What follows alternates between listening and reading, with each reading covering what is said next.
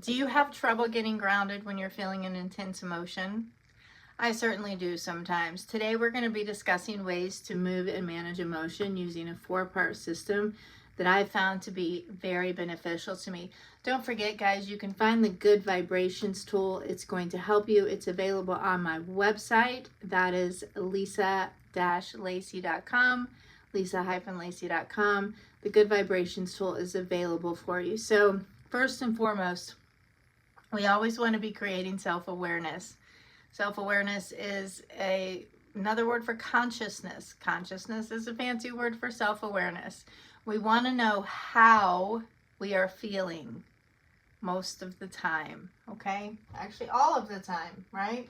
So how? We're going to go how, where, why, and then we're going to go how again.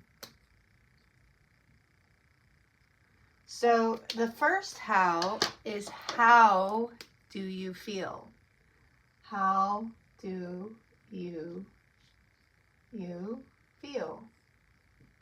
And you can use the Good Vibrations tool to pick an emotion off of here, or you can use one of your own, okay?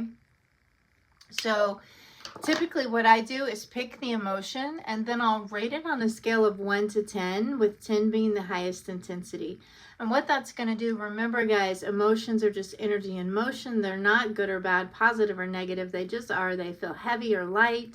Some feel heavy, some feel light. Rating it on a scale of 1 to 10 is going to decrease the intensity if it's a heavy emotion and increase the positivity if it's a lighter emotion. So you always want to know, how do you feel? If you're feeling out of sorts, stop and go, how do I feel right now? All right. The next question is where? Where in your body do you feel it? Body. This immediately gets us grounded and embodied. Many of us as trauma thrivers disconnect from the neck down.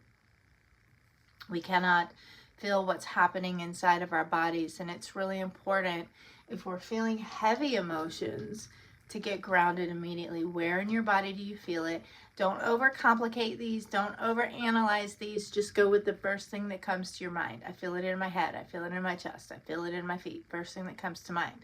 Now the next question is why? Why do you feel it?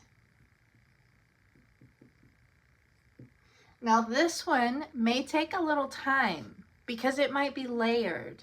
So you might not know why you feel it right away, but it's worth asking the question and revisiting it later, because our next step of how, our next step of how may help you answer this. How can you move and manage it? Can you move and manage it?